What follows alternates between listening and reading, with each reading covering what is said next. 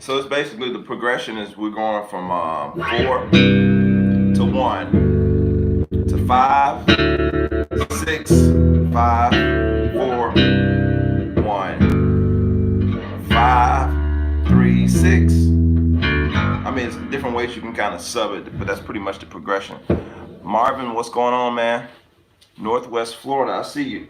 So yeah, that's pretty much the progression. It's a simple progression. So 4, 1, 5, 6, 5, 4, 1, 5, 3, 6. Same thing.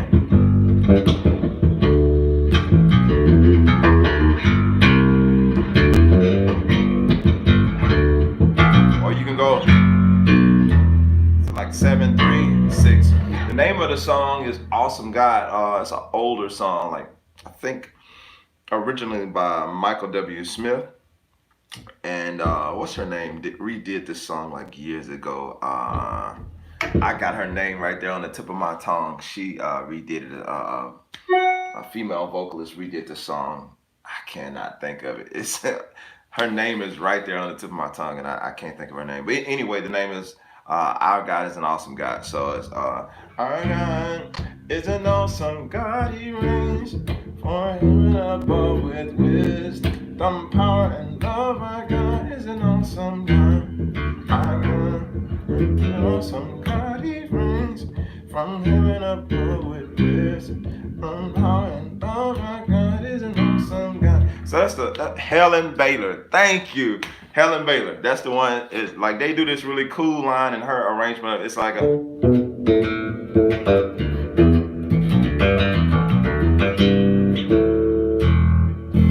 like they do this real kind of funky thing that they do. The song is slow, but just the line, I love that.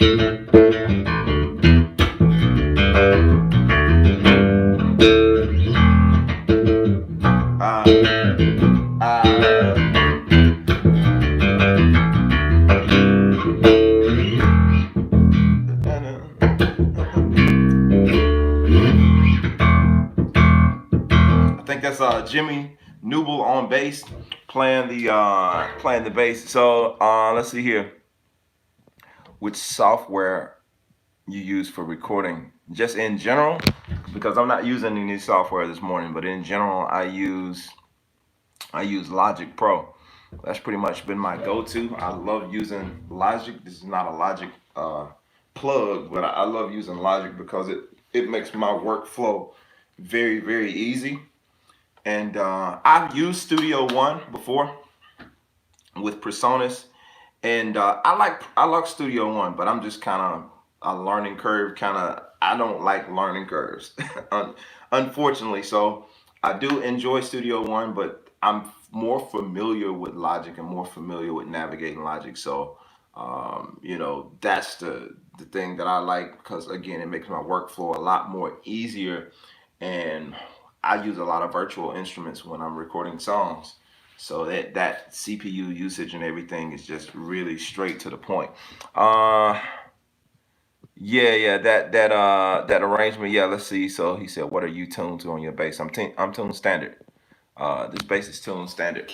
Yeah, so check my tuning. But yeah, some of my older videos, if you're watching some of my older videos, you'll see that I'm tuned flat.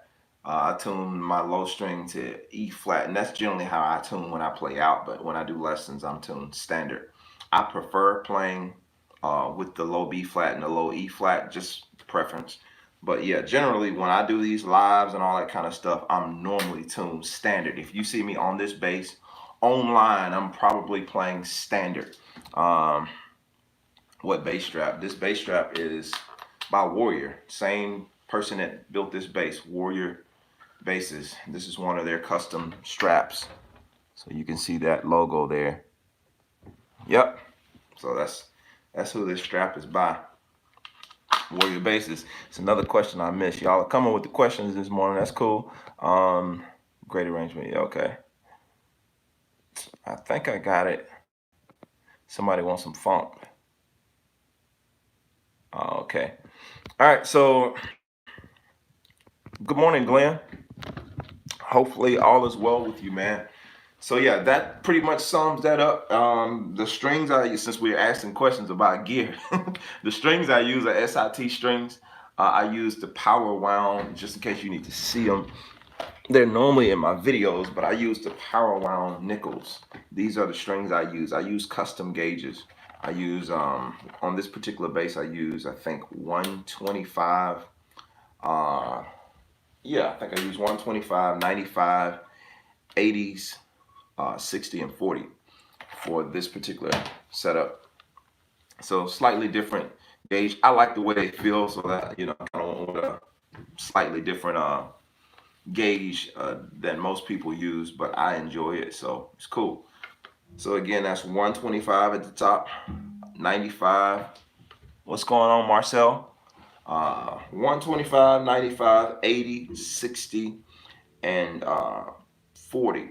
And these are, yeah, nickel strings. So again, that's what I use. This is Bartolini pickups in this particular bass, and it has a custom preamp from Warrior in this bass. It's 18 volt, and the neck is maple, bird's eye maple neck, three-piece maple neck, or three-piece maple and purple heart.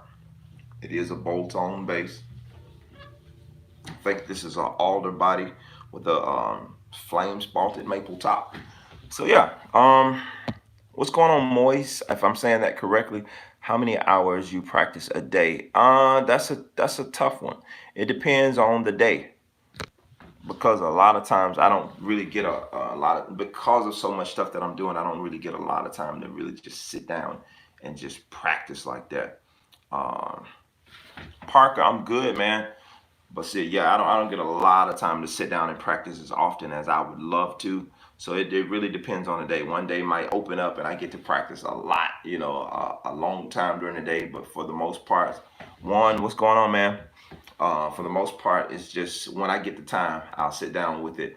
And other than that, like, but I do get to play. The difference is I do get to put my hand on the instrument a lot. So that's the difference. It's not like I'm sitting here just running scales or running exercises and that kind of thing. Because I record so much music and I do teach, you know, doing the coaching calls with different bass players and musicians. The French of Moses. Okay, got you. Cool. Got you. So that I do get to put my hand on the instrument. It's not like I'm just, you know, off and never touching the instrument. I am touching the instrument a lot. So I think that's the important thing, as well as practicing, just being able to put your hands on the instrument and play it as much as possible. So I don't think I get like way behind, because I am like every single week, almost every day, I'm putting my hand on this instrument. So yeah, it's a lot of workout that I do get with the instrument. All right, so let me go back. I'm missing stuff. How do you unlock your modes as you're playing and use them in a song? I did, like King Sam, I've done a lot of lessons talking about that. If you'll do me a favor, when you finish this live, go to my channel. I did some extensive talking about the modes. I've talked about using the modes just in general. If you go back to season 1 of Jermaine Morgan TV, I think I talked about the modes there. I think that's in season 1. But I've also talked about it in the context of using it in musical context, like quartet music, and just giving you different ideas of how you can use the modes and that kind of thing. So be sure to go back and just search through my channel, because I do a lot of talking about the modes throughout some other lessons. I don't want to take too much time on this lesson trying to dig into that, because that can be, you know, it's not a tough subject, but it can be a time-consuming subject. All right, I'm trying to get these questions. I've missed several. Let's go here. What was your challenge when you started playing bass? Trying to really groove, trying to lock in not necessarily playing a song, but like really grooving, making the bass, making it groove and making it feel good. I could play bass. I think bass, I just kind of naturally picked it up. I played guitar first, as I've told many times, but one of my biggest challenges was like really trying to make it groove. That in between stuff that makes the bass line feel really good. That's what I had the biggest trouble with, trying to really make the bass lines not sound like guitar player playing a bass. So yeah, actually becoming a bass player, learning how to groove. That was my biggest thing starting out, and I think the way I worked on that was just listening, really, really listening and paying attention to what the bass was doing. Over time, I started to catch a little bit here, a little bit there, and also paying attention to the drums. I also play the drums, but I wasn't a really good drummer back in the day. But as I started to grow and as I started to listen to more music, I started to understand more of the roles of the drums, more of the relationship between the bass and the drums. And once I got that relationship understood a little bit better, the more I learned about playing drums, the better my bass playing got as a result in terms of groove. The more I learned about drums, I know that sounds odd, like drums, yeah, the more I learned about drums, the better my groove got. And I'm not talking about technical aspects of drum, like this is a tom, this is a snare. No, the more I learned how to understand, even if it wasn't necessarily playing it, the more I understood drums, the better I could play bass. And it just, I don't know why, it just went hand in hand with understanding the drums. So that's why a lot of times you'll see drummers that go from playing drums to playing the bass, and a lot of times those drummers seem like they excel a lot faster than somebody who just picked up bass by itself and started playing. Drummers generally have a better grip on things when they go from, if there's a really good drummer and they go to bass, they normally can play bass pretty well, pretty quickly. And so I think it's just something about that drum bass connection. We just get it as bass players. So yeah, so let me go back up. I'm seeing some more stuff pop up. I want to get to everybody as much as I can. All right, so let's see here. What's up, Vic? Good morning, bro. Good to be with you. Likewise, man. How do you play? How to play fast solo is totally depend on practice or any secret. Yeah, it's definitely practice. To work out your speed, it's definitely practice. That's the biggest thing with most of the questions that people ask. You can't get around practicing. You have to put the time in. You have to put the work in. To me, there is no secret. Of course, those are catchy titles that people will use when they put up video lessons and say, "Hey, this secret lick or this secret exercise will have you playing fast in 24 hours." Like, nah, the secret is you're gonna have to practice. And you have to really put a lot of time in because it's mechanics with your hands. It's like muscle memory. So getting your hands to move that fast. First things first, getting your hands to moving and getting your hands used to doing that type of motion is kind of like running or lifting weights or anything like that. These are muscles that you have to work, and you have to get your hands used to that. And not only just being fast, you have to know what you're doing, because you could just be playing fast and not making any sense. That's fast, but it didn't make any sense what I'm playing. So being able to make sense out of what you're doing fast, and that comes from going really slow. Being able to play something really, really slow until you understand it, and make sure you nudge that speed up gradually, making sure what you're playing is still clear. And I say with people that are trying to work on speed, instead of trying to learn something new all the time, take the stuff you know and start really dissecting that stuff you already know and work it up to speed. Clean the stuff you already know of. Incorporate new stuff here and there, but really clean up the stuff that you already play. Make it clean, because that's the stuff you're going to default to in real situations. You're going to always go back to the stuff you already know in live situations or when you're kind of put in the heat of the moment. So it's better to go ahead and perfect the stuff that you already know and get that clean. So when you do revert back to what you know, it at least will be clean.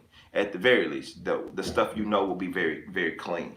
So that's a good way to get started with trying to build speed, if that's something that you're struggling with your speed. All right, so yeah, you did. I seen that video.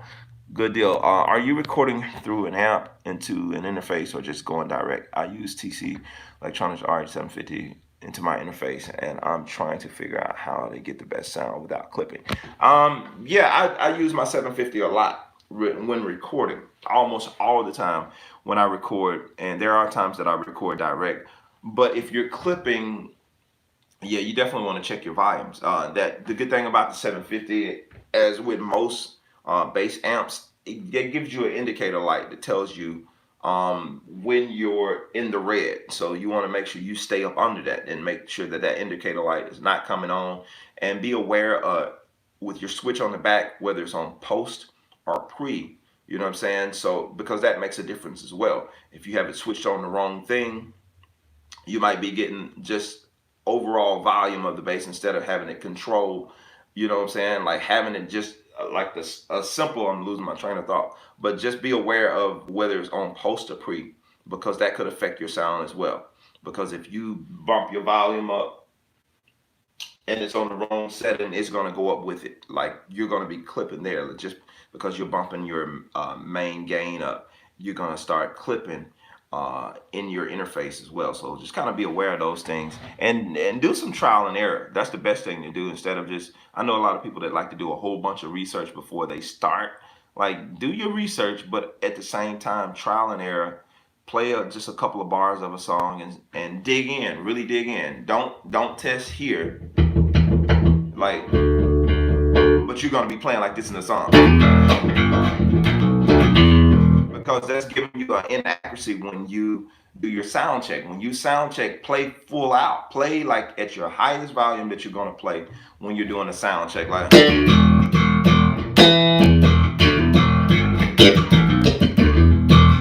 really dig in, and that way you get an accurate sound check. That gives you all the headroom you need. That way you can pull back and you're still good when you're doing a good sound check. You already know, hey, if I was playing really hard and I didn't clip, I'm gonna be good the entire time I'm recording or even playing live. So just a tip, play full out when you sound check. That way you know your level.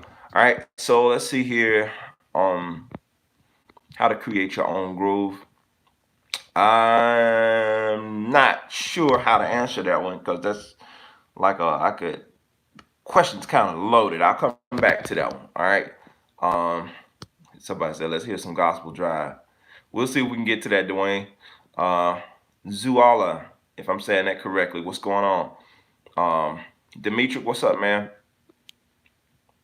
What's up, man? What is a minor seven, flat five? A minor seven, flat five.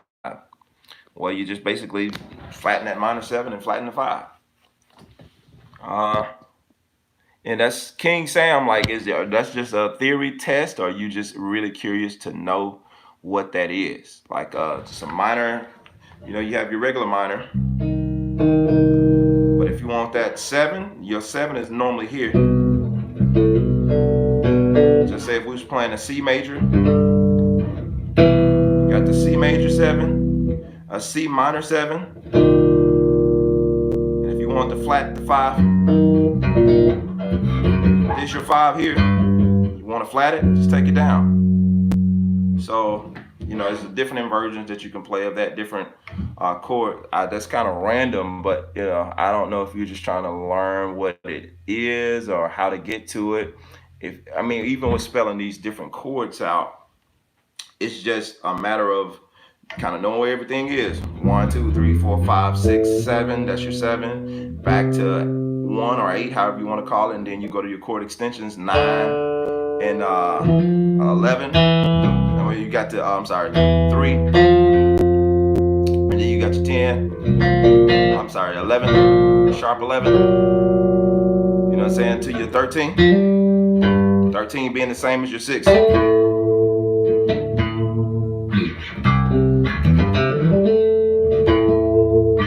All right, so I don't know. It depends on I guess that kind of question threw me off for a minute because I'm trying to figure out. You're looking for a minor 7, flat 5 in what context? Yeah, I wanted to polish up my theory. Yeah, so got you. Yeah, so you want to polish up on your theory. Got you. So a biggest thing is kind of learning what those chord extensions are if you're looking to do that.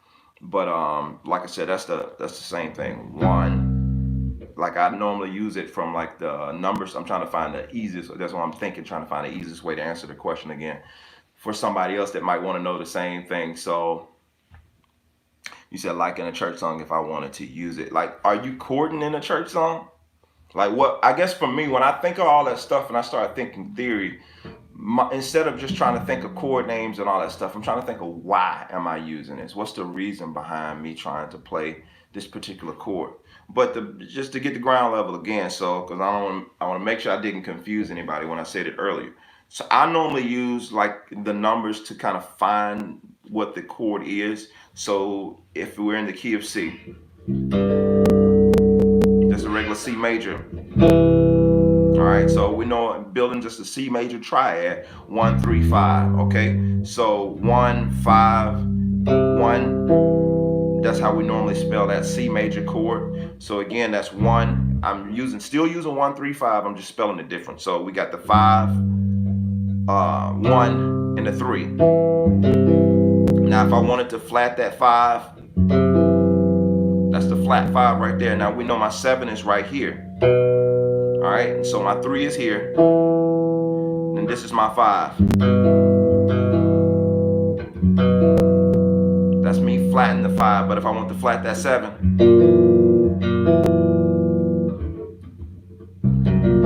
it's a weird sounding chord, but well, we normally wouldn't use that like that. But I'll, like my 3, I'll flat that 3 to make it minor. There's your chord. So we got the flat 5, we got the minor 7, and we got the minor 3rd. See what I'm saying?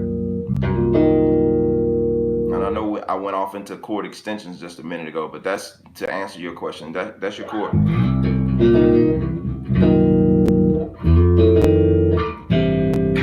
You normally hear that chord in that context. Gotta find a good fingering for it.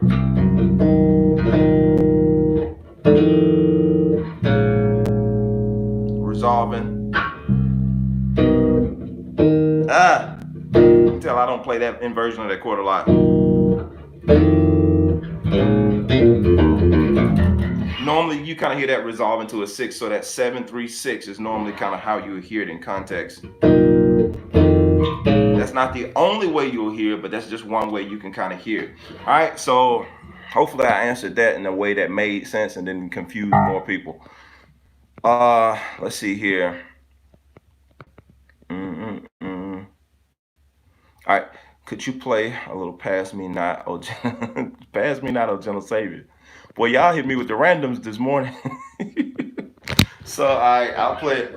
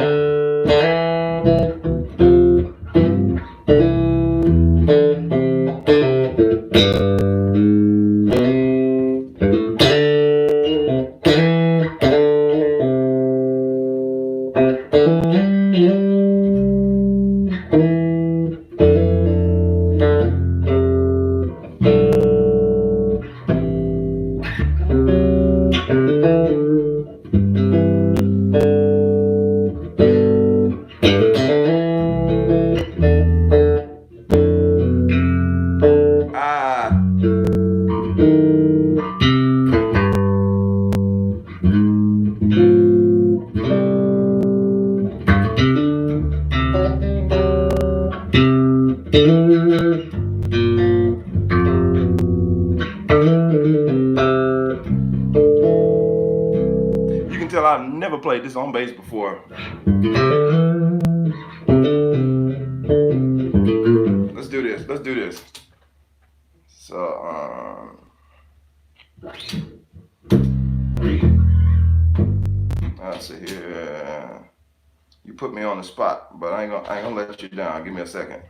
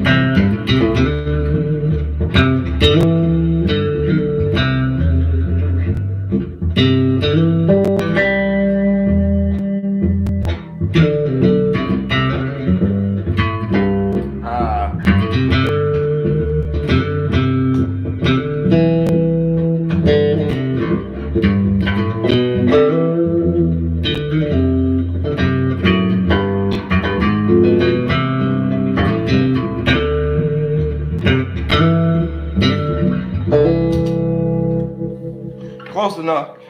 All right. So I'm trying to get these randoms today. All right. So let's see here. I'm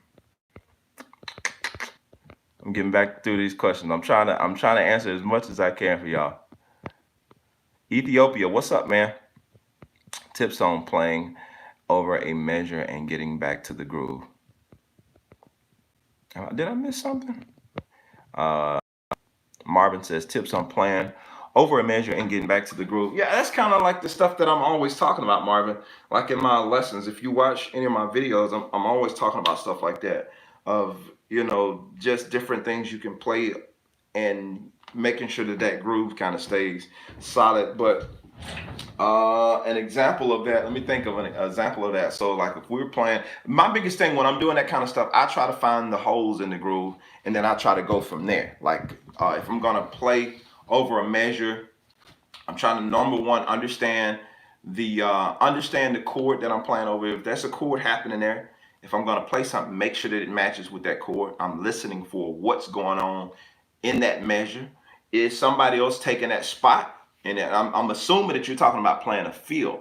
So if I'm gonna play a field over a measure, I'm gonna listen. Number one, I'm always gonna listen to what else is going on. What's been the pattern thus far in the song? Is there a drum fill happening there? Is there a keyboard part that's happening there? Is the guitar player normally playing in that spot? I'm doing all of this stuff and I'm trying to be really aware, because the thing I hate doing, because I'm such a band person, I don't like stepping on other people's toes when I play my fills and my licks and all that kind of stuff. So I'm always looking and I'm always listening for what the other band members are doing. And if I start a line and I hear somebody else playing, I'll back off.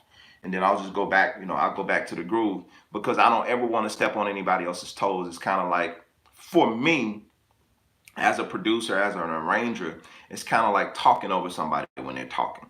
So I'm always kind of listening for what's being said musically. What's the conversation? Is it going to add anything to the song at this point for me to do this, for me to play this line? But once I kind of got all of that down, now I'm understanding the context of what's going on in the music. What kind of chord are they playing right here? Because that is going to tell me everything I need to know about what I can do in this spot, or whether I wanted to put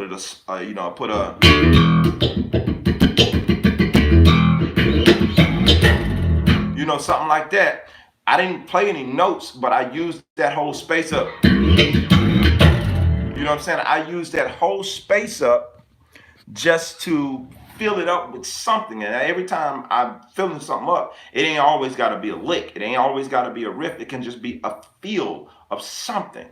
Something that just carries it to the next part. Because a lot of times, us as bass players, we transition when we go into different, like, when you normally hear slides and stuff, it's kind of like a drum fill that's setting up the next part of the song for us to get to, like, 1, 2, 3, 4. So that took up 2 counts of that whole measure. So, but if I want to, that was a whole measure. You see what I'm saying? So now I'm using that whole measure, but I'm not necessarily playing notes. So if somebody else was playing something there, or a drum fill happened there, I didn't really take too much away from it. Versus if I'm gonna play a riff for a whole measure, I better make sure that that riff covers all of that chord, or at least it coincides with that chord, because if not, I'm gonna be clashing with it. So the biggest tip I can give about that is just making sure you're listening and understand chord functions. You don't have to be a theory head. Y'all know how I am. The people that know me, I know theory, but I don't try to make that like the main thing all the time. It's like understanding context of what it is you're doing, like from hearing it. You know what I'm saying? Because I started playing by ear first. So making sure you can just feel what's supposed to go there. Listen to the music, feel it, hear it. Don't just play from a mechanical standpoint. Just hear it and feel it, and you'll kind of know. It's one of those things you'll just develop, and you just kind of know. Like I'm not a huge sports person in terms of playing sports, but I do know like there's some sense of knowing that happens. You know the play, and all this stuff that's supposed to go down. But based on the moment, based on what's happening, you just kind of know, okay, I need to jump in. I need to do this. I need to grab it. I need to go up. You just kind of know just from playing the game for so long. And the same thing comes with the music. After so long of being in it and doing it for so long and working on your craft, now when those moments come up and you want to add something, instinct starts to kick in. But of course, you have to keep working, you have to keep growing and learning. But that instinct ultimately is what kicks in. I was doing a class, I was in Texas this past weekend, and I did a clinic there, and we were talking about something similar, and just knowing when to fill in and all this kind of stuff. You have to have a reference point of what to play, and that comes from learning a lot of music. It comes from learning a lot of music, playing a lot of music, transcribing a lot of music, because a lot of times the stuff we don't know, because some of you guys may be on here saying, I've been playing for 30 years and I still don't know what to, put in the groove. I get it. But one of the things that help you to get there faster, this is not a trick, but it does help you get there faster. Transcribing songs, I've said this a lot, at least when you transcribe, and that's not necessary, I don't mean in the sense of transcribing, write down everything that somebody's playing, but at least take it and dissect it, listen to it, use your ears, really dissect what somebody is doing. And once you hear what they're doing, you can take it and apply it. Like if you play that song, just say, we take a random gospel song or a random R&B, a pop song, whatever it is you play. You take that song and you transcribe exactly what they're doing. You play all the riffs, all the licks that the bass player is doing in that song. You hear it in context. Automatically, it gives you the riff and it gives you context. So now you're not guessing. It's not like picking up a book and it's 1,000 riffs to add to your bass playing, and you have no clue where they go, how to incorporate them in a groove, nothing. The song, it don't come with no backing track. They don't play them in context. You just know these riffs on a piece of paper.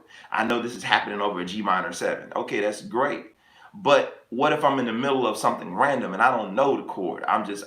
It gives you context, especially if you're a person that plays primarily by ear, as most bass players I know do play by ear. A lot of the good bass players. I'm not saying anything is wrong with reading music. My point is I'm making there's a lot more people who play by ear than it is that read, in my opinion, from where I'm from. So having that instinct of knowing, and you develop that instinct by transcribing, by taking these songs, layman's terms for transcribing, simply learning the song as it is. Learn the song just like it is. That's the lamest terms for it. Learn that song exactly verbatim how that, if you listen to like Andrew Goucher, if you listen to any of the greats, Reggie Young, Reggie Parker, all these people who played these great bass lines back in the day, go learn it. Joe Smith, go learn that bass line exactly how they played that bass line, and then apply that context to different songs. Apply that. Okay, he played that. They were going to the 6 right here, and Goucher played this going to the 6, or Joel played this going over that 2, and he played this leading into that. Like James Jamerson was doing this when they was going to the 5. He was like, you take all of that stuff, and that gives you context of what you can do. And now you take that and start building up on that. Okay, this is what he did here, and I'm playing this song. It's kind of similar. But I wonder if this will work that he did over here. And that's all we do. Like, I wonder if this right here will work over this. And you do it, and you add your own spin to it. You add your own vibe to it. Don't be a copycat. When I'm telling you to transcribe or learn the song just like it is, it's not so you can become a copycat. No, that helps you to learn context. You don't have to reinvent the wheel. And you add your own interpretation to the music. Because the reality of it is we all have our own fingerprint when it comes to music. Nobody sounds alike. People can sound like, we all know there's a lot of Marcus Miller copycats. Rightfully so. Marcus Miller is a phenomenal bass player with a phenomenal sound. But there are a lot of copycats who copy exactly what he does. They play it verbatim and they say, like, that person sounds like Marcus Miller, but you don't sound just like Marcus Miller. You sound close, but you'll never sound just like him because you have your own fingerprint. Marcus got something that makes him sound just like himself that you can never copy, no matter how hard you try, no matter how long. You get really, really close, but you'll be missing that one little thing. And the element that you're missing is you're not Marcus. So you're not going to sound exactly like anybody. So the goal is not When we're transcribing, the goal is not to try and be a copycat of whoever you're transcribing. The goal is to take that context and to add it to your own arsenal so you can build from that, so you can grow, so you can enhance what it is you're trying to do. So hopefully that answered that question. I don't even remember what the question was at this point. Uh, let's see. Tyrone, man, if I hadn't spoke to you already, good morning to you. Let me go back.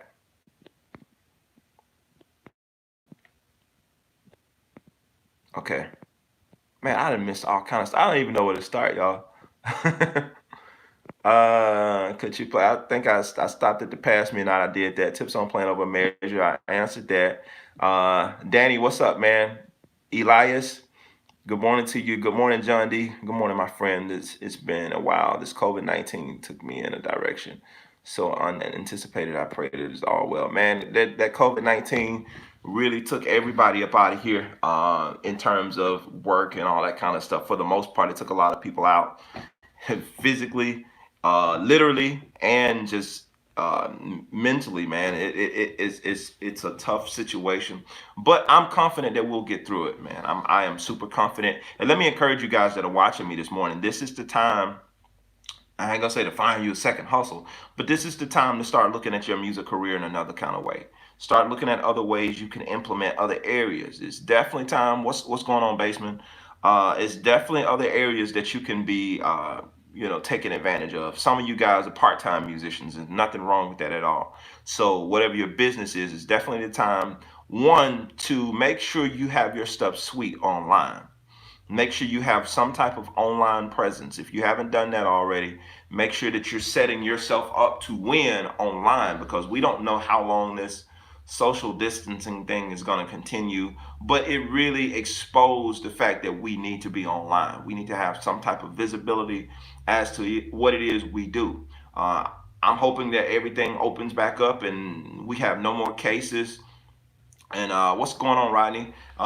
Absolutely, man. I'm praying that everything opens back up. We have no more cases, and this thing is eradicated permanently. But the reality of it is, I don't know what will happen. And so we want to be prepared. And I think this again caught a lot of musicians off guard because we weren't prepared for this, or most of us weren't prepared for this. I wasn't preparing for COVID, but I did have my online presence up and the things that I do in terms of serving the musician community online. I've been doing that for a while now. So to be honest, not a lot has changed for me for the most part when it comes to what we're going through with this pandemic. Not a whole lot changed for me, but I do empathize with the people who are being affected from their gigs and all that kind of stuff, because I know what it is to be dependent on that gig. So I do empathize with you in that regard. But this definitely should kind of wake us up to, hey, you got to have something else going on. And if music is not your full-time thing and you just do this for a side hustle or for a side hobby, definitely make sure you kind of have your ducks in a row. And if you are a full-time musician, it's more important that you have more going on than just depending on a gig. You have to create some type of residual income for yourself, whether you're recording music, whether you're writing songs, whether you are doing something, teaching lessons. Everybody is doing lessons now online, and hey, I ain't hating on it. Everybody, you got somebody you can help, and you got to eat. So I'm not hating on anybody that's, hey, I want to do lessons now. More power to you. Do it. Make sure you network. Make sure you get in contact with as many people as you possibly can.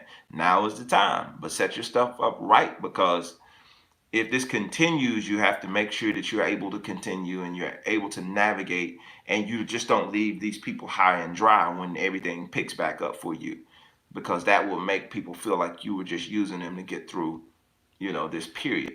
You have to be authentic with whatever it is you're doing, because people will sense it and they will back away from you and like, I don't know.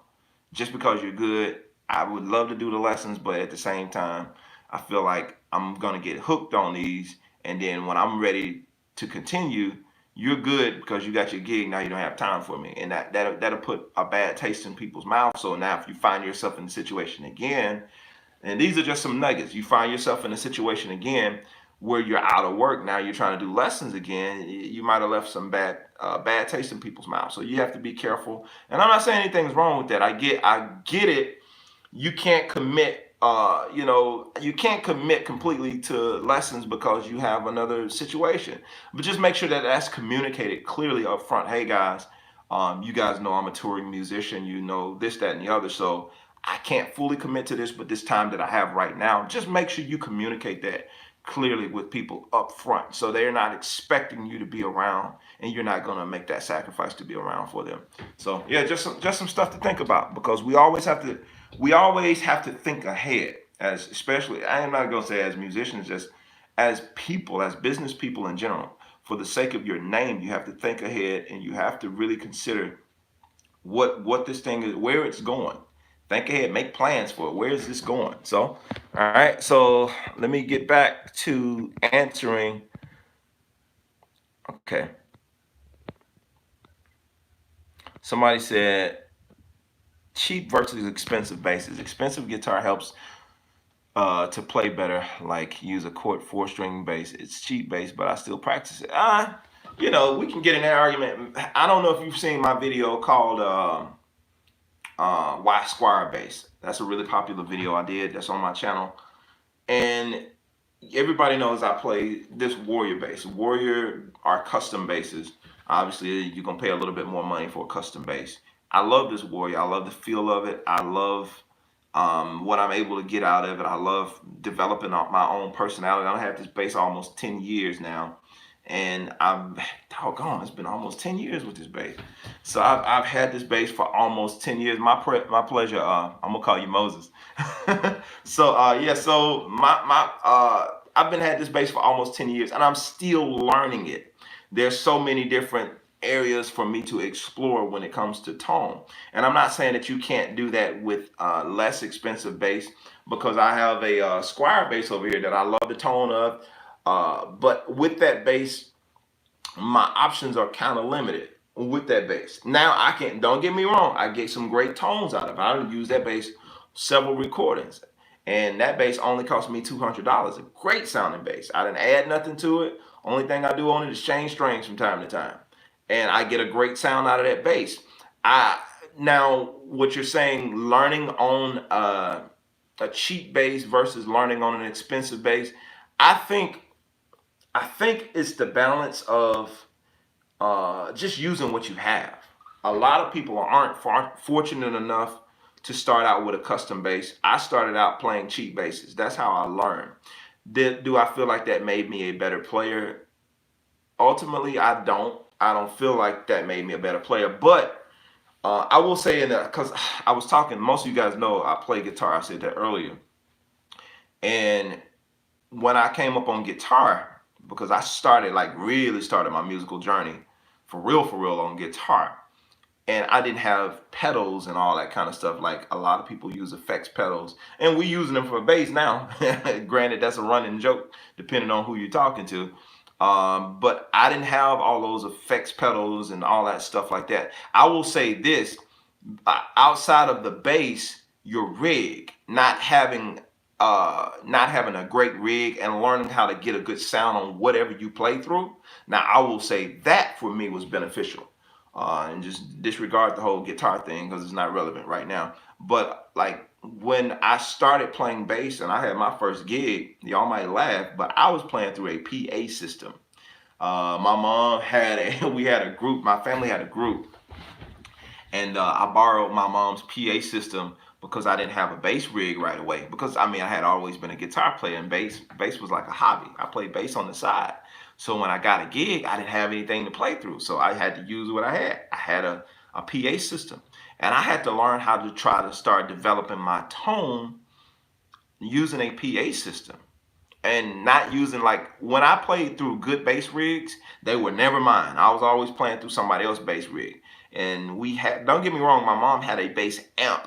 My mom obviously played bass, if you guys didn't know. So she had a bass amp, and it was like a PV 115 or something like that. It didn't have a horn. It was just a big speaker. And you had a lot of bottom, a lot of bass, but you didn't have no, like, you wasn't getting a whole bunch of clarity on the high end and none of that stuff. Just a straight PV 115. Some of you guys may know exactly what I'm talking about. It's this real big, massive cabinet with that 115 in there. And that's what I was playing through as well. So between that, I think years before that, when I started, we had like a little crate amp that I was using that had like I think it was 112 that was in that amp. So, I didn't have a lot of options of playing through really, really great equipment. And so I think learning how to find your tone on not really great stuff, for what you're saying in terms of the playing the cheap, and I think this is the point you're trying to make. I think learning how to find your tone on not necessarily playing through expensive stuff, because expensive stuff does help you to get a better sound. Rather, it has the potential to help you get a better sound. Because I've heard people get on Federa basses and sound like trash. Or I played Federa basses and they was like, I don't know, like not really able to find a good tone on a particular bass. Not all the way across the board, for my Federa fans, because I like Federa too. But all basses are not created equal. I will say that. You can pick up some trash Warriors, I'm pretty sure, and it's like they don't sound that great. All of them don't sound good. No, because it's wood, like, and the character of them, all of it's different. Just because one sounds really good, you can pick up something that comes off an assembly line. One may sound really good, and then the next thing, like, I don't know, I don't like that one. I don't like all squire basses, but that one I got over here, it get down. That little Jaguar I got, it gets down. So, like, even Fenders, I'm not a Fender guy, but every now and again I'll pick up a Fender and it's like, hey, I like this. And then every now and again I pick up a Fender like, what in the world is this? So, you know what I'm saying? So it doesn't really matter. I think the biggest thing is learning that the tone, and I learned this from my old cats, my old mentors, the tone is in your hands. So you ought to be able to, once you start developing your tone, you ought to be able to pick up any instrument and start to get a pretty, yeah, my mom still plays. You ought to be able to pick up any instrument and start developing a pretty good tone. No matter what you pick up, you ought to be able to get a decent tone out of that bass. I don't care if the strings is shot. You ought to be able to figure out with your ears and with your hands, you ought to be able to figure out how to get a decent tone. It's not saying that it's going to be your preferred tone, but you ought to be able to kind of work with it and get a decent tone. So yeah, that, I know I kind of took y'all around the world with that answer, but yeah, like, I'm not saying that cheap versus expensive bass, one or the other, but the tone is, yeah, your touch, your touch, your feel, whatever. It's being able to get that tone out of your hands, knowing that if I cut this instrument off, my tone should still be there. It might be harder to hear, but I'm developing my tone. Like, it's in my hands. It's not like you don't have switches and buttons in there, but it's like learning how you like my guy said earlier. It's how you touch the bass. It's how you express through the instrument. So one of the good things to do is sometimes practice without an amp. Try to get a good tone playing without an amp. Some things I have done from time to time. For you basses that are active, you can plug a pair of headphones in. Like, if you take a little 1/4-inch jack, you can plug a set of headphones in the bass and just practice on your tone just with your bass. Getting a good tone, doing your settings with headphones. That's another way of practicing in terms of trying to work on getting a good tone, but a good just raw to find out what your bass tone is. Like that, not your hand, but what that bass has. Turn that bass off. Turn everything off, and just, that's gonna tell you really what your bass is working with right there.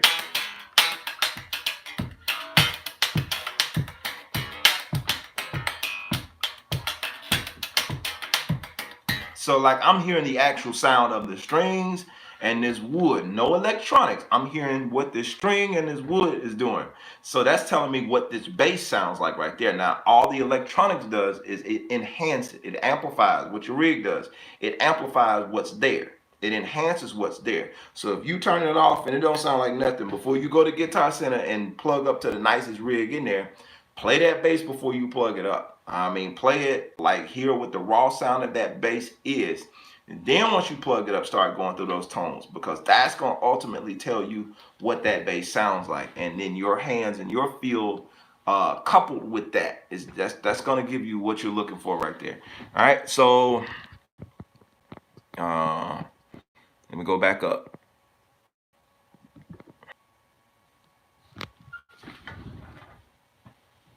All right, sorry about that. Any tips on how to equalize your? I would say pay attention to the room. That's the other thing I'll add to that, because your normal tone setting, and I had a good friend of mine, and I didn't get to interview him, but we're working on it. My good friend Larry Williams, they call him Flex, Larry Flex Williams. He plays bass with Christina Aguilera, and he's done a lot of work with Kurt Carr and the Jackson Five and a number of other people. But I mentioned that because we did this clinic this weekend, and I was actually on guitar for this clinic. I was teaching guitar, but he was playing bass, and he was trying to get his EQ set based on the room. And I do that a lot as well, because your normal settings doesn't always work every well. It all depends on the sound of the room. So if you're trying to set it for church, especially if it's a smaller church and you're depending primarily on your rig to carry everything, you have to set according to the room. Sometimes you can go in there and you can plug it up. You don't have to touch anything. But sometimes, depending on the room that you're in, it could be really boomy. Your bass can be muddy, and it all matters the sound of the room. So sometimes you might have found your tone at home or on a recording, and that's sweet. But when you get into that room, you may have to adjust something. You may have to roll off your lows or something like that, because it's too muddy, it's too boomy for the room. Now, if you guys are playing and it's a pretty nice sized church and they got you running direct through the board and all this kind of stuff, then the sound man, that's his job to kind of get you right and to clean you up in the house. But for the biggest thing, if you're playing in a smaller church or a smaller venue, a smaller club, or whatever it is you guys do, you have to set in accordance to the room. Like, make sure that it's clear. Have the drummer or somebody you trust to set your bass, get a pretty good sound. You know what I'm saying? Like, turn the rig where you can hear it, get to where you can kind of hear the rig. But step away from your bass, back up. If you got like a 10-foot chord, back up. See what it sounds like. Get off of that bass rig. Don't be so close up on it, because it might sound good to you. It might sound clean to you, but out in the audience, like, nobody knows what you're playing. So what's going on, Will? Nobody knows what you're playing, so you have to make sure that like, you can hear it. Another thing I was saying, have somebody else to walk out front, go all the way to the back of the room, and let you know what they're hearing. That's good to do if you're playing in a venue that you don't really know that well, or if you're playing in a venue you've been playing in for years and you never check what your bass actually sound like to everybody else. Have somebody to walk out there, somebody got some pretty good ears, have them to walk out there and tell you what they're hearing. Like, go to the middle of the room. What are they hearing there? Go to the corner, and adjust accordingly. Adjust your bass accordingly. Adjust with the room. So that's my tip with playing to the room or whatever. Adjust according to what the room. Sometimes if the acoustics is bad in the room, it don't matter what you do. It's just gonna be what it is. It's gonna be boomy. It's gonna be whatever. You know what I'm saying? So yeah, somebody said, or get a wireless. That's another idea. I'm just saying, but a cost-effective, a cost-efficient way to do it is just simply have somebody to walk out there and tell you what they're hearing as well. If you can't afford a wireless right now, if you not in a position to buy a wireless, and this is like, hey, I got a gig this weekend and I need to know what my bass sound like in this room, have somebody walk around that room and tell you what they're hearing, and adjust accordingly. All right, so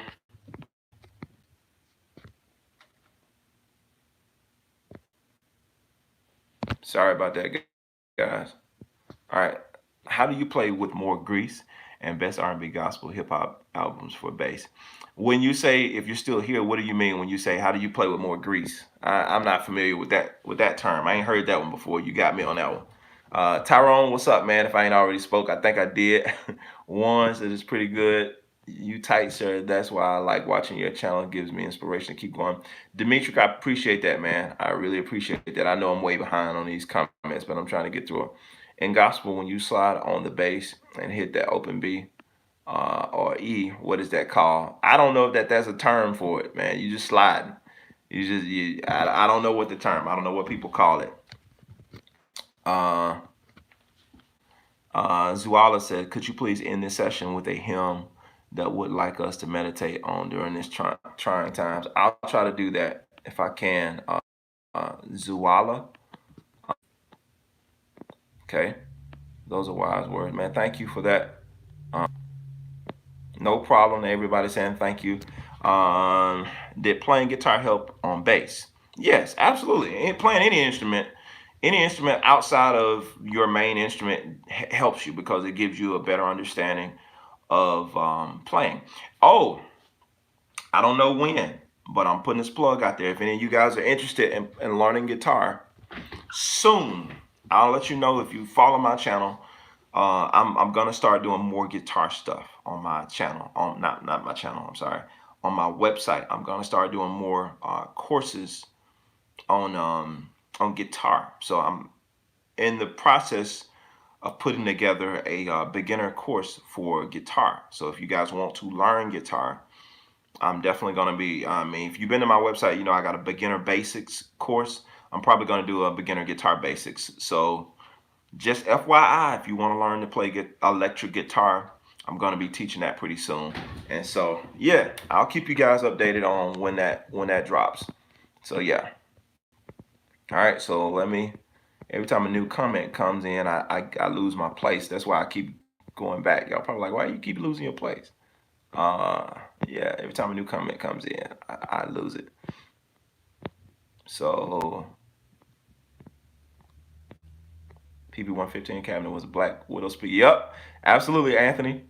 That's exactly what it was. Uh, PB115 never die. They go into storage. Just has a pot sprayed before you use it. Yeah, yeah.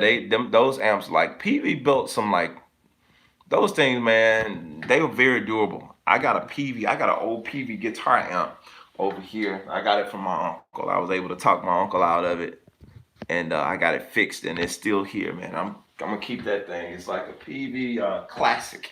It's a PV classic amp, and those are great amps. All right, so somebody asked, did my mom still play? Yes, she still plays. Anthony said, yeah, I go through a lot.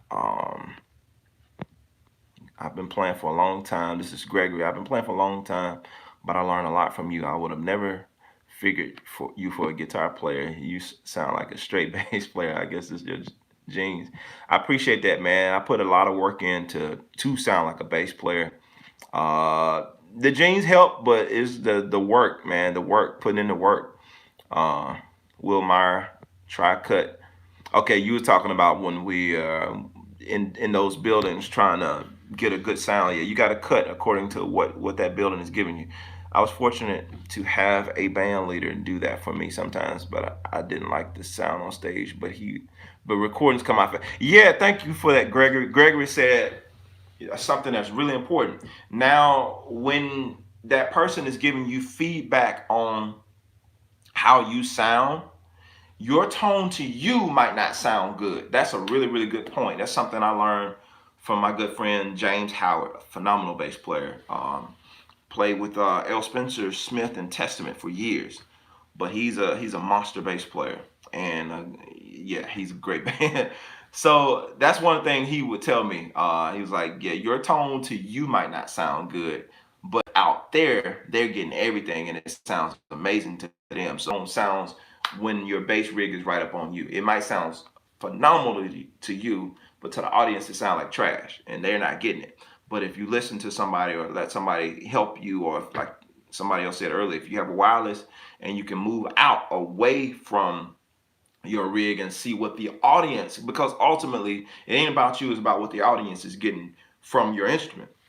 And so if the audience is getting a really good tone, they can enjoy it better because they know exactly what you're playing. So you just have to deal with it sounding bad to yourself and just try to make sure to give the audience. Now, this is in the situations where you don't have the house system that you can depend on or anything else or in-ears or none of that stuff. So you just have to go off of what's right there next to you. So I hate that for you, but that's what you have to do in those smaller situations, just to make sure you're getting heard. If you want to be heard and felt clearly, that's the way to do it. All right. So good point, Gregory. Because I definitely think uh, more grease sounds slick. Yeah, yeah. I get that the slick. I'm still kind of lost. Uh, what up, Jay Thumper for life? What's up, man? Thank you, Will. Good morning. Thank you. Can you do a lesson on double stops? I think I've talked about that before, but we'll look into that. What preamp do you like? Right now, I mean I like Bartolini, and I like this custom preamp that I have in my bass now, but that's JD preamp from Warrior. So it's just a custom Warrior preamp. But I do like the Bartolini preamps.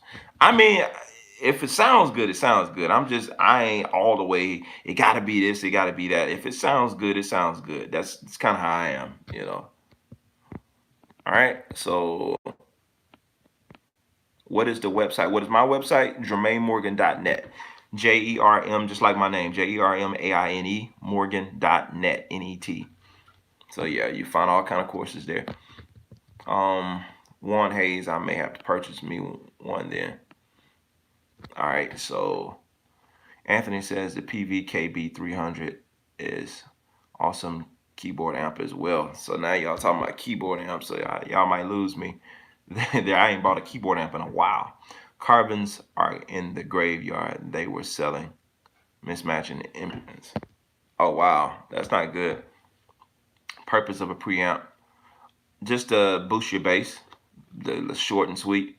Boost the bass, boost the EQ of your bass. Just like you boost your bass before, like just say if you're going direct into something, if you're playing direct into a mixing board or like the house, you could do away with, you could, I'm not telling you to, but you could do away with like a rig and amp setup and just go straight into a preamp, and that can boost certain levels, and you could use that preamp to go straight in. Like even when you're recording, a preamp is great when you're recording to boost certain things that you want boosted. It's basically to boost your signal and to EQ it as you boost it. So that's the short and sweet answer. I'm not the most technical guy on the planet, but to my little knowledge, that's the purpose of a preamp, to boost the signal. All right. So grease is trills used in a lot of gospel. Oh, okay. So I don't know what that guy really meant, but I interpreted it as fretless context, sliding riffs. Okay, got you. Alpha and Omega, I wish to hear you playing it on. Okay, you still looking for you still looking for that hymn. Grease, I mean, I just love that word. Oh, okay. Do you prefer certain strings? I use SIT strings, and I've been using those strings for man, about 10 years now. Yeah. What's up, Steven? Yeah, I've been using SIT strings for about 10 years now. So I've come to love those strings. Um, I'm not, I played other strings and I've heard good sounding strings. To me, I'm not a gear junkie. Like I'm not a gear nerd. So I'm pretty loyal to what works for me. I put it like that. That's a good way for me to say it. I'm pretty loyal to what works for me. If I find something that works, I stick with it. And I don't keep going through a whole bunch of, let me try this week, let me try that next week. I'm not that guy. When I find something I like and I find something that works for me, I kind of stick with it, and I don't really change a lot. Now there's time to time I'll try other stuff out, but like just constantly searching through this and searching through that, I don't do that. So like again, I've used before. I think and I'll say this, before I went to SIT strings, I was using Diodario. That used to be my go-to, Diodario strings. I used to use those a lot before I switched to SIT strings. So if I had to say one over the other, I would probably say next to SIT strings would have probably been Diodario for me. And that's just simply because once I found and they work for me and what I like to do, I just stuck with them, you know. And like I said, situation opened up with SIT strings, and I like what I get out of those strings. So that's pretty much what it's been for me. So hopefully that answered that question. Did it happen to you? I'm sorry. Did it happen to you to have the G string slipping on the neck? I've got a custom bass around 2500, and it happens maybe because of the strings. No, my G string pretty much stays in place. I don't. You mean like? Do you mean slipping off of like the nut? Like that might be. You might need to get that file down or something like that. I don't know. But for me, I don't have that problem. My G string doesn't move. Everything kind of stays where it's supposed to stay for me. Of course, that might have something to do with the build of the bass. You said on the 10th fret. Yeah, I don't have that. I don't have that happen with me. I just, even with both my Warrior basses, they've pretty much been straight. I never dealt with that personally. Okay. Morning to you. Who else? Yeah, that's good songs. Praise team did that. You talking about, let me go back up to that. Somebody asked about a song. Alpha and Omega. All right, somebody asked me about hymns like 2-3 times. And so I'm going, because it is close to time for me to get off, I'm going to try to play something. Somebody asked me to play something, so I'm going to do that.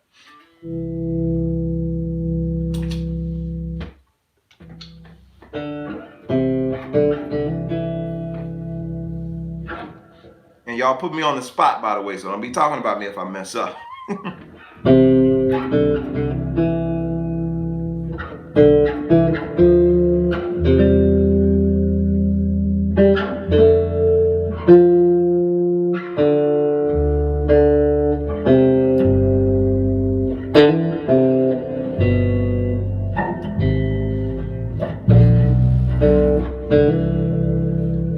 See what I'm saying?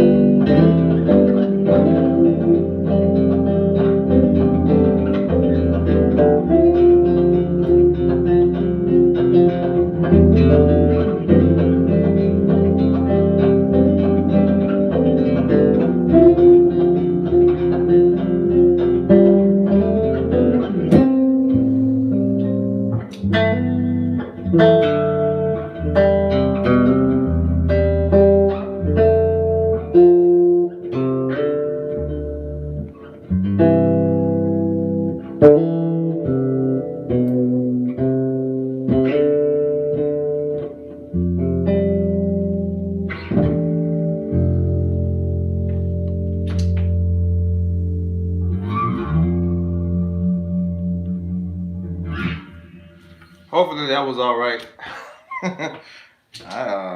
Yeah, I gotta learn that song.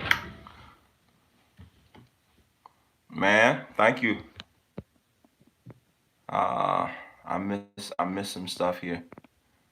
I try not to look at the comments while I'm playing because I don't want to get distracted. Thank y'all, man. I really appreciate that. I really appreciate the feedback. Should do a tutorial for that. I should, man. I should do I actually love doing the loops, doing the loop stuff because it just, I don't know, it gives you the opportunity to be creative. If you have access to a loop pedal, or if you can get one, get one. Like, just start stretching yourself to be creative, because it forces you to be an arranger.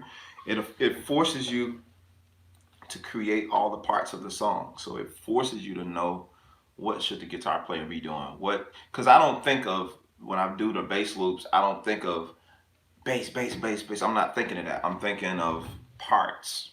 I'm thinking of parts. All right, I need chords. I need a melody. I need a bass line. I need a drum groove, depending on what it is I'm playing. So I'm thinking of parts. I'm thinking like a band director. I'm thinking like a music director. I'm thinking like, I'm thinking like just a music producer. So I'm thinking parts.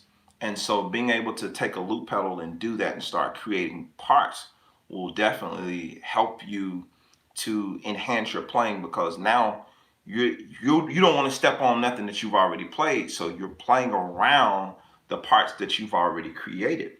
And so that in itself helps you to start developing better placement, because if I'm playing this,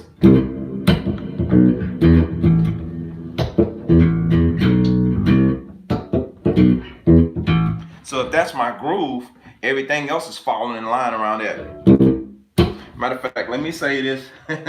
I'll do that on a different channel just for the sake of this. I'm going to say what I just did because I kind of like that. A lot of my stuff I just delete and keep going. Let me store this one. Alright, so I got that saved. So if I did, hopefully I didn't lose you there. So if I'm taking,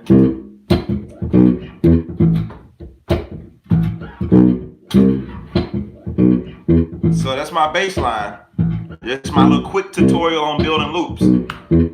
So if I got that, the next thing I'm thinking in my head, before I start adding any more stuff, let me go ahead and fully establish that groove by some type of drum beat or something like that that gives me like a locked groove. So let's do that.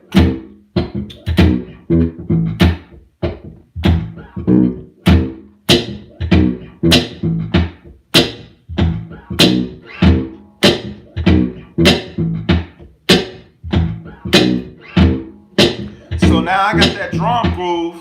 I got basically kick and snare. I need something to give me a feel of a hi-hat. I might not have a hi-hat sound, but I can do something that gives me the feel of a hi-hat. So I know I'm in this key of C.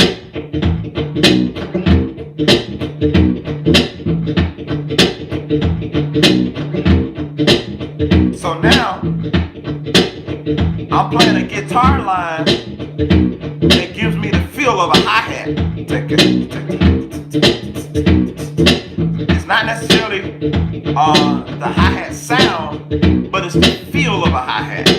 So I'm thinking it's musical, but I'm still thinking drums. You see what I'm saying? But I killed two birds with one stone, because now my hi-hat and my guitar is doing the same thing. But if I want something more definite, I can just add like, if I want to do that, I'll just do this. Still making it musical.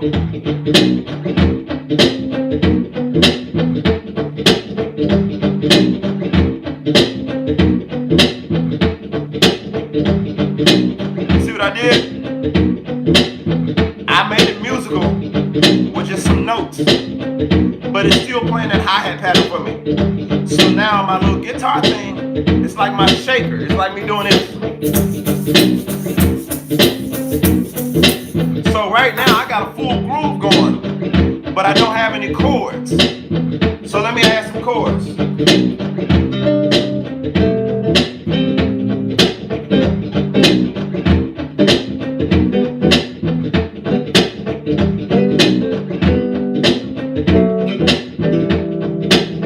So let's do that. I like that better.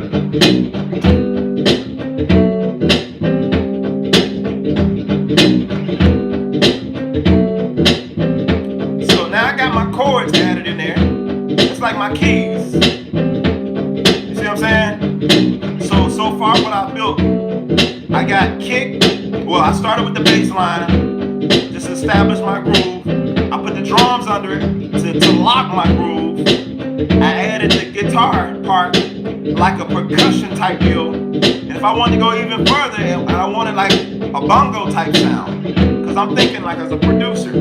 So if I want a bongo type sound, so I'll go. So I just go and find these sounds on the bass and create them.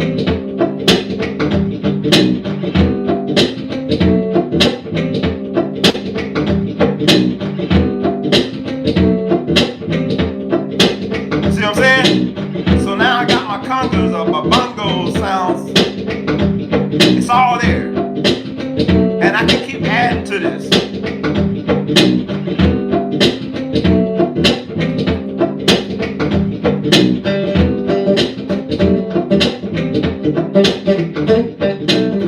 Like now I can get more of a rhythm guitar. You know, I'm a guitar player, so now I can think more of what my rhythm guitar will be doing. Like a little plucking stuff like this.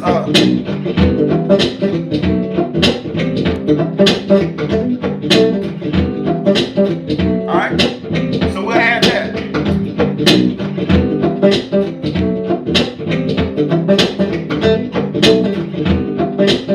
So now I got rhythm guitar.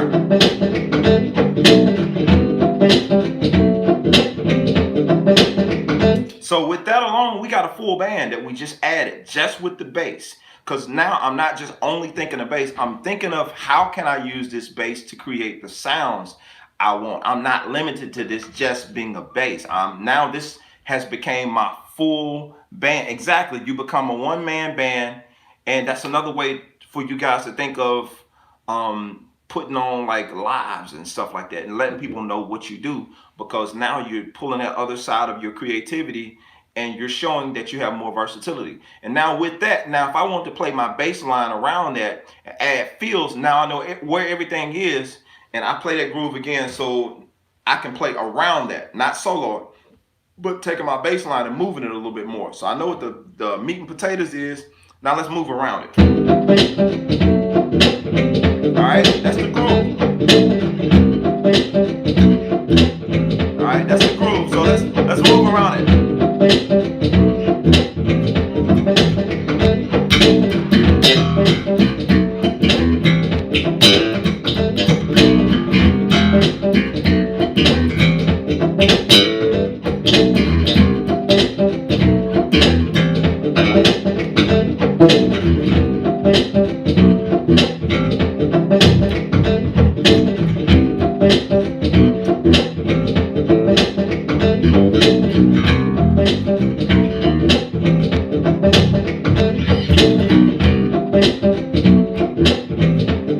So if you notice what I'm doing, I'm just kind of doing trial and error. I'm seeing what works around that I can get away with without taking away from what's already been established. Because if I just play that loop by itself, I don't have to do anything really.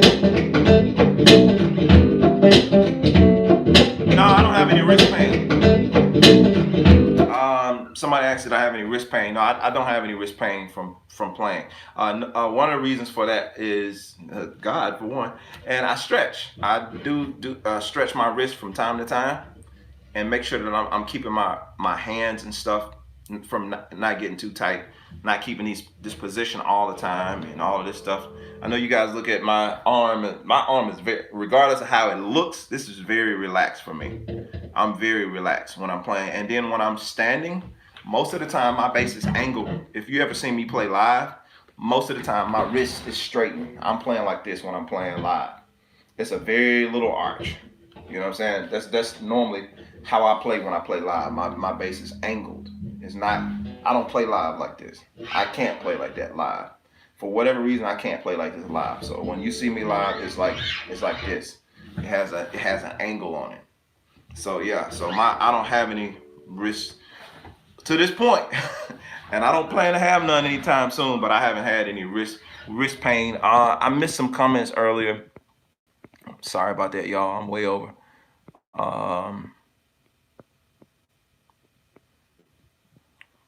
Okay. Praise him on the string instruments. Absolutely. Thank y'all, man. All right. So I did my little tutorial for the loop. Yeah, go on inside of the groove, nailing it from the outside. Hello from the British Virgin Islands. Your chords on point. Appreciate that. Praise the Lord on the strings. No one else fingers can do that. Man, that's a lot of people finger that can, that can do this. Bro, you a favorite. Use a gift. Sounds great. Thanks, Vic. That's why I like bass. It's so personal. I can swim in that all day, man. Thank you. God be the glory. I can't say your name. I'm gonna say Marcel. Thank you. For Rudu. Okay, you was responding to somebody. What strings do you have on your Warrior bass? I answered that earlier. It's SIT strings, just in case. Hear that percussion in there? Absolutely. As the Lord give it, we give it away. Yep. All right. So this was amazing. Thank you. I can call it producing on the fly. Yep. Always awesome blessing to hear from you. Tyrone, I appreciate that, man. Firkin, keep up the good work. Appreciate that, man. Chris, thank you, man. Vic says I have a Didox 4 looper. Oh, Ditto, I'm sorry. Ditto 4 X4 by TC Electronics user. Yeah, man, any of that stuff. Just get in the game and start doing it. Cape Town, what's going on, Raymond? One, thank you, man. The best ever. Not necessarily the best ever, Chris, but I appreciate it, man. Dan says, have any tips for wrist pain for playing? Oh, you asked, did I have any wrist pain? No, I didn't. Yeah, I think I answered your question still. But yeah, that's the biggest thing, stretching. Make sure you stretch. Stretch your wrist because you're keeping it in that really awkward.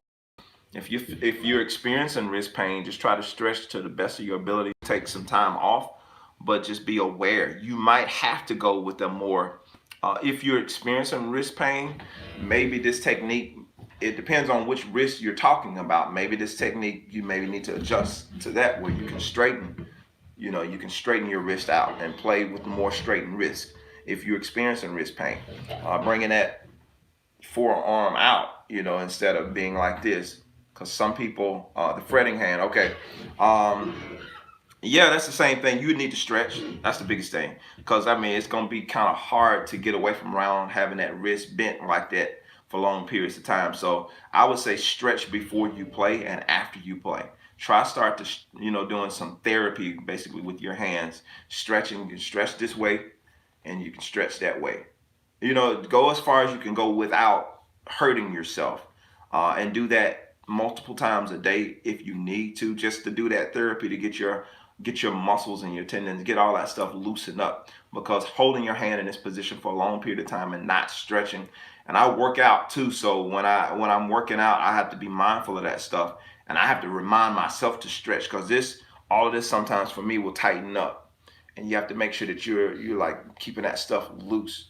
Make sure you're keeping all that stuff loose, because you don't want to run the risk of like arm being, all that stuff being too tight and causing pain and causing problems. So Yeah, that'd be my answer to you. Just try stretching, and if you need to kind of take a break from it for a minute to, because you could have injured something. I don't know how severe it is for you, but in the event that you might have injured something, you might need to take, back off for a minute if you need to do that, because you don't want to make it so bad till you can't continue to play. So maybe take a break, stretch as much as you need to, and drink plenty of fluids. Drink water. A lot of times, some of that stuff comes from not drinking enough water. You're dehydrated, and that's why you're not able to move like you really need to move, because you're actually dehydrated. So drink water. Drink some more water. I know that don't seem like it got anything to do with it, but yeah, drink more water. Try drinking water and see if that helps. Um, all right, so okay, Gregory, this is an important episode for me. I'll get more used to my loopers now. Absolutely, man. Get into those loopers. Now is the time to do it. Izzy, glad to have you here, man. Um, Pain is weakness leaving the body. Play through it on your way to elbow pain. Yeah. Pain is weakness leaving the body. I like that. I like that, man. Do you still play six? I do play six string. Right now, surprisingly, I don't have a six string bass. So yeah. Y'all will be shocked. Like what? Yeah, I let my guy got that Serene back. The guy that sold it to me, it's like it was his baby, and he let me hold it for a little while, and I let him got that back. So yeah, right now I'm out of a six string currently, and so I got to get me another six string. But right now we rocking the five and the fours. So yeah, that's what I'm on for right now, temporarily. So yeah, stay tuned. We'll see what happens. All right. How much does it cost? I don't know what you're referring to. Oh, you talking about the looper? I'm sorry, Joason, if I'm saying that right. You can find one for, man, for what, about $100. You can find like a ditto looper or something like that. You should be about $100. You should be able to find a looper. Go to Amazon. Go, one of these online music stores, Z-Sounds. Really Amazon. You can about find it on Amazon. Look up for like a ditto looper, some type of looper. eBay. Just look around. Do your research. Uh, Steve, I loved it too, man. But there's my homie, and he wanted it. He was feeling the pain of it not being there. So I'm like, I'm not. I know how that feels. So I'm not gonna withhold. I'm gonna let it go. I'm gonna let it go. He was feeling the pain. The bass sounds amazing. It sounds amazing, and I didn't want to do it, but I'm like, you know what? This my dude. So I'm gonna let him get it back. I'm gonna let him get it back this time. This time, I'm gonna let him get it back. So yeah, I got it. I got it. I gave it back. So I don't want to say like I sold it. Like that sounds so bad. It went back to its original owner. I'll say that. The Serene went back to its original owner. That sounds better than saying I sold it. So just so y'all can give me a little slack, man. You sold that bass? No, it went back to its original owner. Technically, it was sold, but it went back to the original owner. The original owner still wanted it. So yeah, that's the story of the Serene. All right. Um, let's see here. Hello, guitar player getting first bass. Need an amp. Looking at old PV TKO 150 Fender M80, both single. 15 suggestions for what to get, what to avoid. What, Charles, like, it matters what are you trying to do. Like, are you just trying to practice? I mean, if you're just looking at something to just practice, I mean, anything to me will work just to get started. If you find something inexpensive just for practicing, but if you're trying to find a rig that's potential for some gigs or something like that, you may want to go with something different. I don't know. But if the PV that you're looking at or the Fender is something that looks solid enough to go with, I know that stuff is heavy. I do know that. Most of the things that I've seen, like PV stuff, that it don't be light. They might start making some more ergonomical stuff lately, but the stuff that I had back in the day was heavy. So I mean, you know me, I played the TC stuff. TC makes some great combo situations. The BH, I think it's the BH series stuff that they make, And there's a lot of other stuff out there, but some of that stuff is pretty affordable. Mark Bass makes some really great stuff. You just gotta look around, try some stuff out. And I know you're like, I'm a guitar switching the bass, so you kind of really lost in the dark. But yeah, if you like the PV stuff, it's really preference, man. If you like it and you're just getting started, just get something to get started. That way your ears can develop, and after you figure out your own tone, you figure out what you like, maybe you later can go and purchase something else, having a better sense of what you like. Starting off, I would tell people that to me, you shouldn't spend a whole bunch of money getting started, because you got to figure out if you're going to weigh this thing out, if you're going to stay in it, if you're going to stick with it, and so you don't want to get in and spend, a few $1,000s and find out that you really don't want to do this as bad as you thought you did. Now you're out of a couple of $1,000 and you don't get your full investment back. You know what I'm saying? Because it's like cars. Depending on what you get, it depreciates. Some of it depreciates, and especially when it comes to amps, you're not gonna get what you put in that amp. More than likely, unless it's something classic, something old, something vintage. Most of the time with there's normal stuff around here nowadays, you don't get what you put into it. So just be very mindful of that. And I wouldn't spend a lot of money. You said you notice I like cars. Yeah, I like cars. I'm a car guy. I like cars. Mostly trucks, but yeah, I do like cars. So yeah. Let's see here. Well, I used to put my hand in a bowl of ice. Okay, somebody was saying that for the wrist situation, I'll trade you for a 5. Nah, she's not going anywhere. Just so you know, this bass, if I can help it, Lord, if He helps me, this bass ain't going nowhere. Just so yeah, I'm not getting rid of this one. All right, Jay, I'm gonna head out. It's dinner time here in India. All right, I'm gonna head out. Zuala, peace to you. Um, I have a 7. I don't have to get up and get a guitar once I've laid a bass line. Okay, I got you. I don't think I've ever played a 7 string. Corner. Hey man, popping in before I got to head out to work. I just wanted to say thanks for being an amazing teacher. Your videos encouraged me to clean up my plan. Man, that's my pleasure, Shane. I recently decided to pursue a career as a musician bassist, and your content was a huge wow. Thank you for that. Thank you for that. If you're still here, RC20 Looper. Yeah, boss stuff is really good. So I use a class with my students. Yep, that boss stuff is really church for a workshop for their players. I really kind of get a good idea from whoever's calling me what they want to focus on. When I go into a church and I work with their team, whether it's the guitar players, the bass players, or the whole band, or the whole worship team, the whole music team as a whole, I always try to get a sense of whoever called me in, like whether it's the pastor, um, whether it's the worship director or the music director. I try to get a sense of what they're looking for. That's like the ground level of where I start. And then once I get there, I kind of based what I'm teaching on, because I have some notes and stuff that I'll make in my head that I want to kind of cover. But the biggest thing that I cover, I'm gonna go with the room. It's like I can come there with an agenda of, hey, I'm planning to teach this based on what I've been told. But once I get a feel of the room and I know who's in the room and I know what people are struggling with, that gives me, hey, this is where I should go. This is the direction that I should go in. So to honestly answer your question, I have structure, I have an idea, but I don't fully know until I get there what I'm dealing with, because I might have a list of requests that, hey, I want you to focus on this, I want you to talk about this, that, and the other. And when I get in the room, the people need something completely different. So I have to be flexible enough to adjust what I was planning to go with what the people were needing. So trying not to let what I wanted to say get in the way of what people needed to hear, that kind of thing. So yeah, I base it off of the people in the room when I'm sharing. Generally. Now, if it's just a clinic,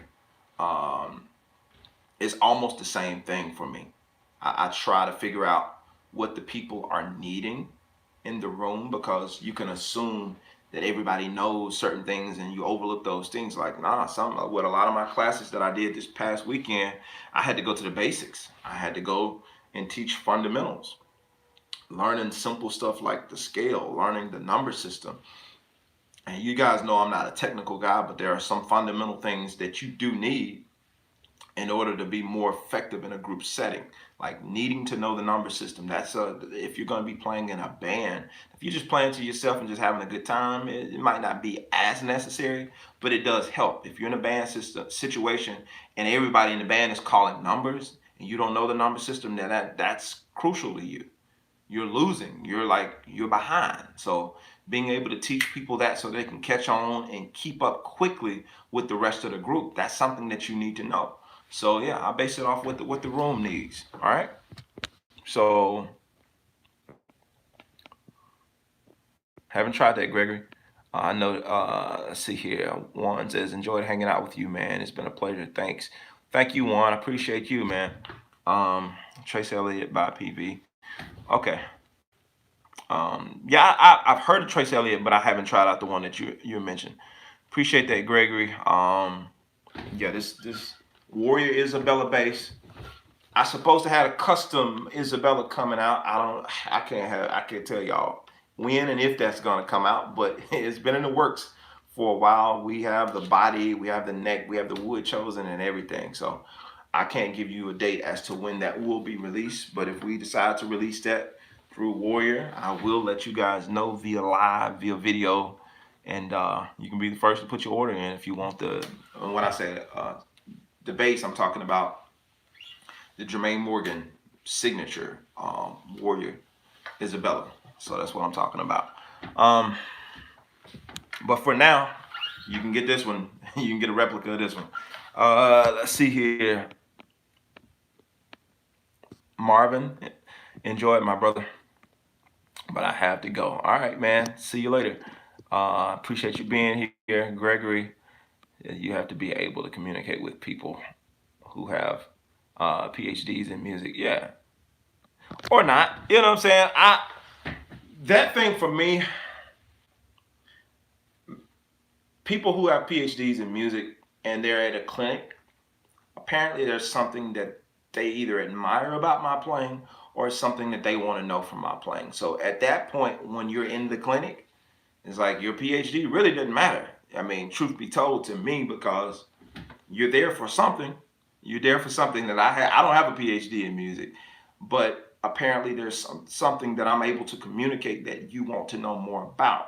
So I don't fall in, and I'm not saying this is what you're saying, but me personally, I don't fall on. I try not to fall into the trap of trying to impress or talk up to their level. That's how you understand music. I'm gonna teach music from the perspective of how I understood it. I took the classes and I didn't get it when I took the classes. I went from the educational standpoint to develop the knowledge when I went to college, but that's not how I learned to play. So it was hard for me to apply that knowledge when I started learning to play. I had to take my own approach to figuring this thing out and learning the theory, for myself. And so it didn't come from an educational standpoint.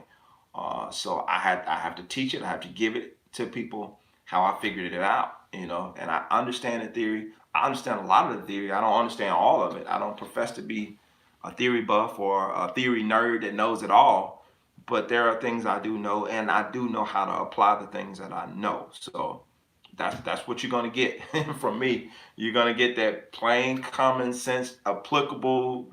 You're gonna get what I know and how you add it to what it is you're doing. That's what you're gonna get when I show up. All right. And so if any of you guys are interested, like I said, I do travel and do clinics. Some of you guys are over Teams and over that kind of stuff. Send me. I think it's booking at jermainemorgan.net. Yeah, booking at jermainemorgan.net. I think. That's sad that I don't know for sure, but I think it's booking at jermainemorgan.net if you're interested in having me come and share with your team, your band, that kind of thing. I do come out. We are doing smaller groups, obviously because of COVID, as people are opening things back up. So if there's something you're interested in me coming and talking to your team, coming talking and sharing with your ministry, your church, whatever. I will come. I will do it. And yeah, thank you, Gregory. I really appreciate that, man. Oh yeah, yeah, yeah. You said you're talking about the musical directors. Yeah. Hi. Let me go back. Let me go back. I lost. I miss all this stuff. Be blessed, bro. Appreciate that, Marcel. Tuning into the "What Do You Need" video and get the answer right away. The Jermaine Morgan signature warrior band. Jermaine Morgan signature warrior band. Yeah. So that's can't say I disagree. What was that? I saw you up there. What did you say? Okay. And to work on. I don't know, man. It's so many of them. It's Justin Raines. I put it like this: Justin Rain did some really nice stuff. This more current. Justin Raines did some on the Israel and New Breed album, Live in Asia. He did some really good stuff on that record. Justin's a good friend of mine. But on that record, if you want to go back and check that stuff out, some really good synth based stuff happening there in the gospel world. Before that, I mean, Daryl Freeman. If you're not following Daryl, please follow Daryl. Daryl is always putting up great stuff on Instagram. Um, and he did some really nice bass synth stuff throughout the years. Most notable, I think, is the stuff that he did for Marvin Sapp. What's the name of that record? I can't think. It's the name of the song is "One Thing I Desire." I don't know if that's the title of the song, but just look up Marvin Sapp, "One Thing I Desire," and that's Daryl Freeman playing synth bass on that record. And you guys can, of course, go. Those are just two. There's tons of really great gospel synth bass stuff, but those are two that drop out to my mind to just so you can go study those records because yeah, those guys they are some great synth bass as well as live bass players, and I think the work that they do on records is really staple, yeah, and it's some great sounding stuff that you can pull from if you're looking to learn some gospel synth bass stuff. That's a great place to start. Justin and Daryl Freeman, for sure, great place to start. All right, so they're not the only ones. Just for sake of clarity, they're not the only ones. There's a lot of great bass players out there who are doing a lot of great stuff. I don't want nobody to get offended, but those are two that jump out to me. That I can't think of. I know the records, but I can't think of any off the top of my head that he's playing on. Hi, thanks for the videos. What challenges your bass playing, and how do you deal with it? I got a lot of stuff that challenges my bass playing. I challenge myself to get better. Is that's challenging me. Um, you know, I challenge myself by attacking that area, by working, making myself push in that area. If it's something that I really want to grow in, pushing myself, stretching my limits, stretching my boundaries.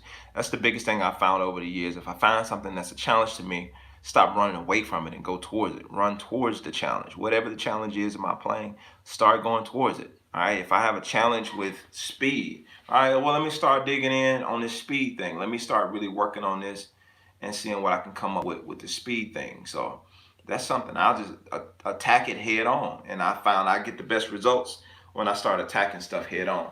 I think my battery is low. Hopefully it doesn't cut off on y'all before I finish these comments. Base, I think I answered that. Let's see. I will have one of those bases. Keep doing what God gave you to do, bro. Pee Wee Hobson. Pee Wee, I appreciate that. Well, you say your name is usually Barrett. Freeman, I'm sure I heard him with Marvin Sapp. Yeah, Daryl Freeman is like one of before Justin really kind of started dominating the gospel scene. But most notable, I think, is Justin. Most people know about Justin Raines. But Daryl has been kind of dominating the gospel scene for years. After like the greats like Maurice Fitzgerald and Reggie Young and Reggie Parker and all of those guys, Joel Smiths, and Daryl was like the next guy who just came and really dominated as far as influential bass players on a lot of records, and still to this day he's playing a lot of records. So yeah, you definitely want to look up and do your research on Daryl Freeman, because he's definitely been an influential gospel bassist, to say the least. They're very, very much so influential. All right. Albums that really inspired you. I don't know. I really don't know. Hey, how often do you do these live sets? As often as I can. I used to do them every week, but at this point, it's just kind of when I'm available to do them. I think last week I was in a session. I couldn't do one. I was in a session on last week. Last week was a pretty busy week as far as sessions were concerned, and then I flew out the weekend. So yeah, that was a pretty loaded week. So I couldn't do it last week. So I'll try. Normally, if I'm gonna do it, I'll be on Tuesdays. That's generally my day to do it. Tuesday morning, 7:30 a.m. EST. Normally is when I do these lives. So if I'm gonna do it, you'll see me on a Tuesday. All right. So I've been on here almost 2 hours. So that's gonna make up for two weeks. So you might not, you might not see me next week. All right. So okay, let's see here. I'm missing something. What's your favorite top two gospel albums? Yeah, man, I've learned. I guess I'm saying it because I've learned so many records over the years. I don't know how to narrow it down to two. It's just so much stuff that I've learned over the years. I've been playing gospel a long time, and so that's so much stuff that I've learned. It's right now on off the top of my head. It's hard for me to just pinpoint what is the thing that inspired me the most, because it's so much music. And I feel like if I said something, I'd be doing a disservice to something else that really inspired me. So I'll just take the safe. I plead the fifth because I don't even know. I don't even know. It seems like every level I reach, still not there yet. That's a good thing. That's a good thing. But give yourself credit with that though, Gregory. I had to deal with that because if you're not careful, I mean, we know that there's always higher we can go in this music thing. We can always get better. We can always grow. There's always room for growth. But if we're not careful, we'll start like, you know, kind of like the self-destruct sequence, so to speak. And we don't give ourselves credit for the progress we make. It's like you'll start, it works on your confidence level. When you can't give yourself, try to plug up here. When you can't give yourself credit for what you're doing, you start to kind of take away. Yeah, I'm having a hard time trying to stay connected, man. I appreciate that, Raymond. I'm glad that my stuff is helping you. Be sure to check out my website, JermaineMorgan.net. There are a lot more resources there to help in that area. So, yeah, that's what I'm here for, man, to help you guys grow and to get the stuff that you didn't get. You know what I'm saying? I know exactly what it means to play by ear most of your life. Let's see here. If you would have grown up in my family, you would have a bunch of power tools on your wall. Oh yeah, that's definitely D-Roll Freeman, or no, Daryl, Darrell, Daryl Freeman. Yeah. Okay. Let me get the last comments and I gotta go, guys. Tuesdays, thanks, brother. Gotta run. I gotta run too. So thank y'all for hanging out with me today. I really appreciate it. I got some other things I gotta knock out today, and so I really appreciate y'all hanging out, man. Hopefully y'all enjoyed this, and hopefully it was helpful to everybody that was on here. I appreciate y'all for rocking with me today. I gotta get out of here. Thank you so much. Have a blessed day. I'm out. Peace.